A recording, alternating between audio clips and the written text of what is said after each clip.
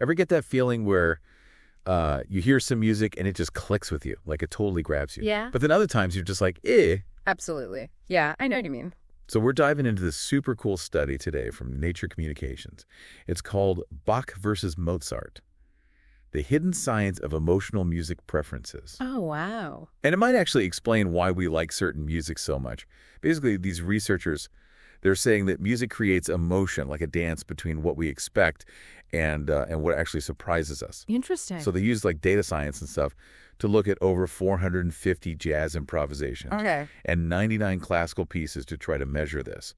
So get ready to find out which composer is like more predictable and how that might explain why we like some music more than others. I am ready. All right. So this research is really digging into a theory by this music philosopher guy named Leonard Meyer. And he basically said our brains are always like trying to guess what note is coming next in a song based on what we've already heard. Oh. And when we're right, it like gives us this feeling of satisfaction. Yeah.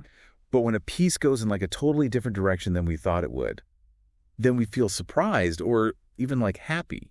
Mm-hmm.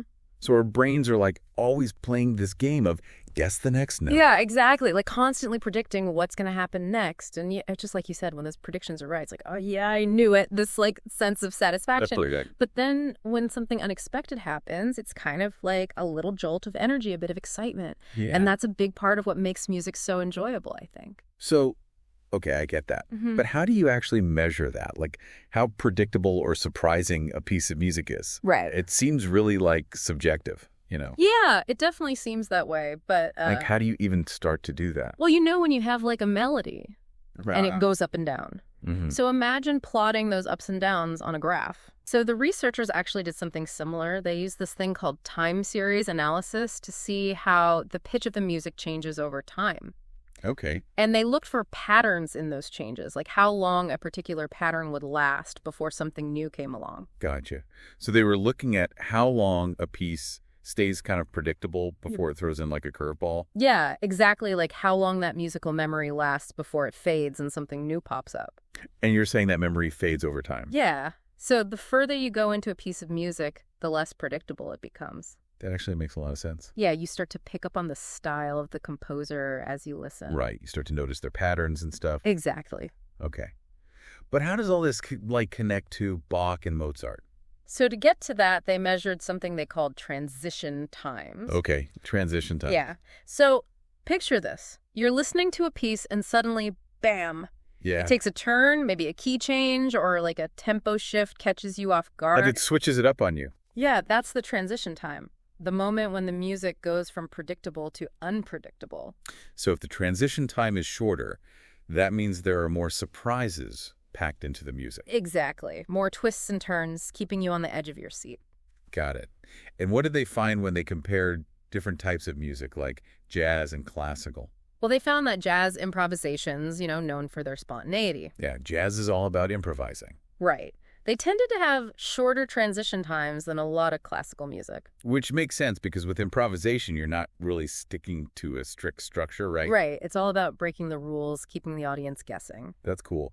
But what about when they compared Bach and Mozart? What happened there? Okay, so now this is where things get really interesting. Ready for this? Yeah, ready, Amy? They found that Bach's music actually had shorter transition times than Mozart's. Oh, wow, really? Yeah, so Bach's transition times were between 5 and 12 quarter notes, while Mozart's were longer, like between 8 and 22. So that means Bach's music is actually more surprising.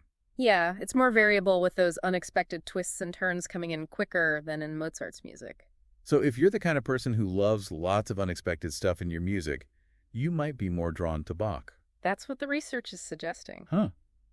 That is really interesting. And gets even more interesting when you look at what the lead researcher, Theo Geisel, had to say about all this. Oh, yeah. I remember reading about that in the article. He had like a little musical confession, right? Exactly. So even as a teenager, he found himself more drawn to Bach than Mozart. Interesting. And now this research might actually explain why he felt that way. Yeah. It seems like maybe our personal preferences for how predictable music is could be like super ingrained in us, maybe even going back to when we were teenagers. Wow.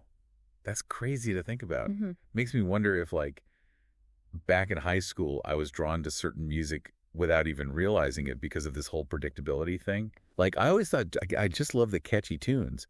But what if my brain was secretly craving all of those unexpected chord changes? Like maybe we each have our own internal setting for how much surprise we want in music, and we're naturally drawn to music that matches it. That's a really interesting thought. Yeah. This whole study is making me think about my music taste in a whole new way. It really does make you see things differently. Yeah, for sure. And, this research definitely opens up this whole new way of thinking about how we connect with music. Right. But we do have to remember that music is super complex. It's not just about predictability. Like rhythm and harmony matter too, right? Totally. And the different instruments being used all play a part too? Yeah, and we can't forget about the cultural context of the music, Right. or like our own personal memories and associations that we have with certain songs. All of that feeds into our overall experience. So basically, this research gives us a new piece of the puzzle when it comes to appreciating music. But it's not like the whole story. Precisely. But it does highlight how important that element of anticipation and surprise is in shaping how we experience music. And the cool thing is these elements can be measured and studied objectively. Right. It's not just all in our heads, so to speak. That is really cool. So what does all this mean for us regular music lovers? What's like the big takeaway from this deep dive into musical preferences? Well, I think one important thing is that it shows that music isn't just about nice sounds, It's this deeply cognitive experience that engages our brains on multiple levels. It's like our brains are playing a game of musical chess. Yeah. Constantly trying to predict the next move. Exactly. And how predictable the music is can really impact how we enjoy it. Right. So someone who loves the twists and turns in Bach might find Mozart kind of predictable. And a huge Mozart fan might feel like Bach is too chaotic. Yeah, it really comes down to that transition time preference. Exactly.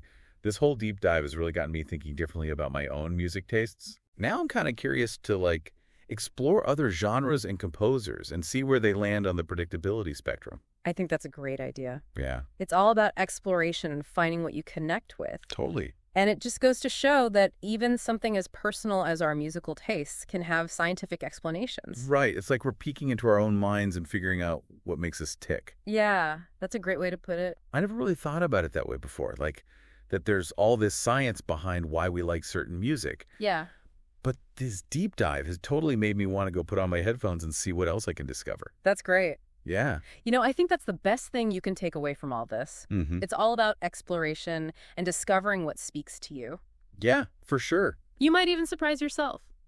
Okay, so before we wrap things up, let's do a quick recap of what we've learned about the science behind why we like some music more than others. Sounds good.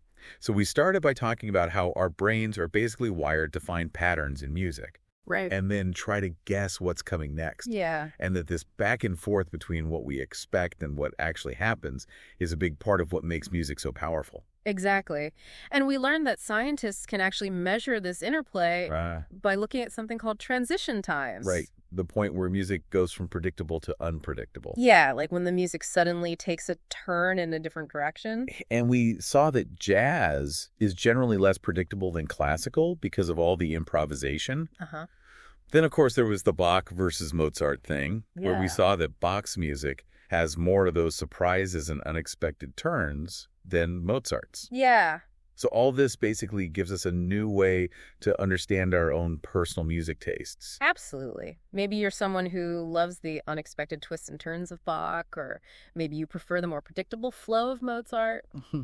It all comes down to your own personal preference for transition times. Exactly. So I have a question for you listening out there. Think about your favorite piece of music right now. Where do you think it falls on that predictability spectrum?